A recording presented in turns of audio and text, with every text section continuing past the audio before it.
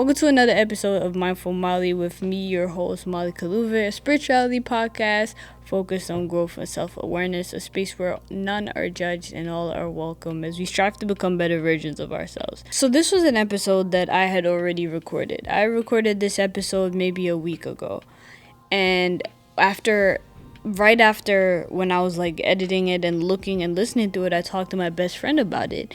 And part of our conversation just kind of made me think deeper about what I was talking about. Like I felt like I was just touching the surface, so I wasn't being specific enough when I was discussing what I was discussing about, which is what I'm about to tell y'all. I know I'm like speaking in code. I don't know why I'm doing that. Like y'all y'all are already here. It's not like a trailer, but most of it was to do with trauma and past trauma, past events that like have heavily affected us and how we associated them heavily with certain locations, things, items, whatever was around, even who was around during that time of trauma and what we like, certain things we experienced, but like hurt, pain, even happiness, joy, different things.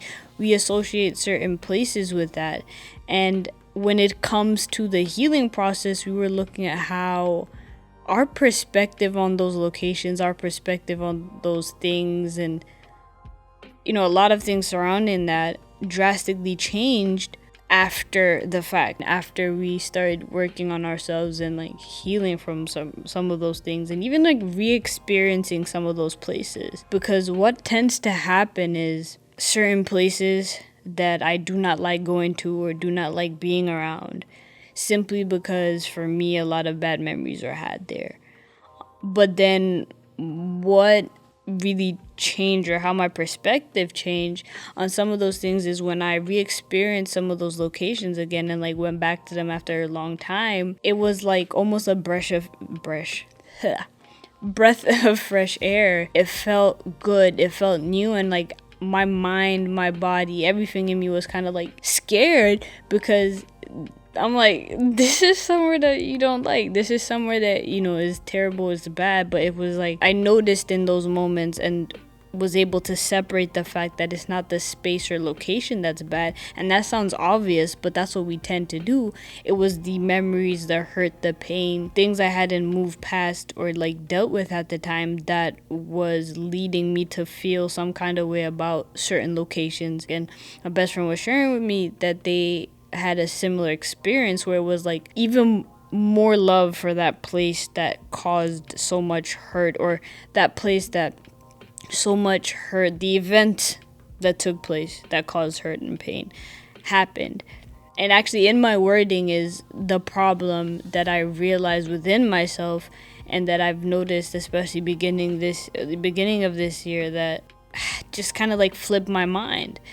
It's like, for a lot of people, okay, being home caused me so much pain, but it wasn't the home itself, it wasn't the house itself, it wasn't the place itself, it wasn't the items itself, it was the events that took place, be it the people that were there at the time. Like those were the things that triggered that experience, that moment, that event of suffering, of pain. And sadly, because we attach ourselves to some of those like memories and thoughts, it hinders us from finding possibly the best things in our present moment or even in our future, because we have crossed out things that were associated with hurt and pain and all these different things in the past. And then you find yourself in like the present slowly sometimes. If you're lucky enough, you find yourself falling in love or like trying certain things that you kind of crossed off your list or said, no, this caused me too much pain again, and then you start to find a lot more joy, which has happened to me now a couple of times. But part of it is because I started to develop, or I already started to develop this mindset of like, I'm not gonna say never, I'm not gonna say no, I'm not gonna cross off certain things, I'm gonna allow myself to experience. Because when we change, when we're healing, we also change as the people we are. We change what we like, what we don't like. And that's why I speak a lot about learning more about yourself, or every day just getting to know the present you. Because when you start to get to know the present you start to realize some of your things that you were like, no, I hate, or I don't want, or whatever, they start to become the things you actually enjoy. Because some of those ideas that you have of what you like, what you don't like, they weren't like just because of what was taking place at the time per se. They were to do with the emotions you felt. They weren't to do with the actual items or like objects or locations. It was more like who you were and the pain and the events that happened at that moment. And part of going through, what I've talked about, like that journey of forgiveness and forgiving yourself, forgiving others, letting things go, and allowing those negative emotions to like pass through you and like past you and like let go. You also, with that, when you allow that process to happen within yourself, you also lose part of yourself. You lose that part of yourself that was hurt, betrayed, whatever those emotions are. And with that, you lose sometimes that dislike or negative, sometimes positive feeling towards a certain location.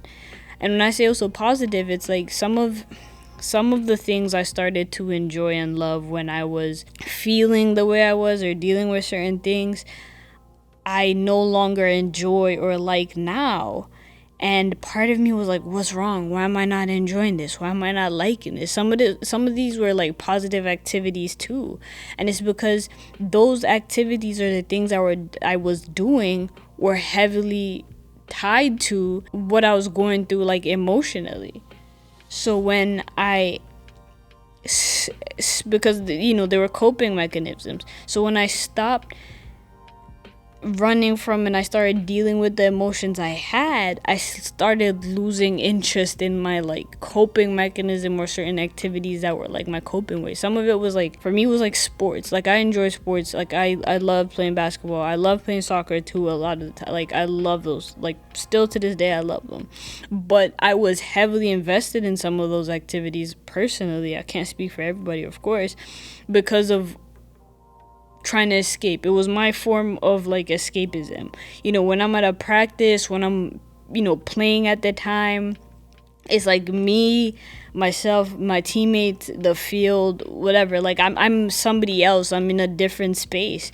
And then when I started to deal with certain things within myself, I stopped losing that extreme interest within those sports. And it wasn't to say that like, I thought I was like, oh my gosh, I'm losing myself. Like, yes, I'm still an active person. I enjoy being active, but because my love for those things came from a place of hurt and pain, like when I was moving out of that space of hurt and pain to do with escaping and all that stuff, it shifted. Like I just stopped feeling as interested. Now if I had developed that like from a more maybe positive way, or birthed in a more positive way, and sometimes even those things we develop in a negative way turn into like our strengths.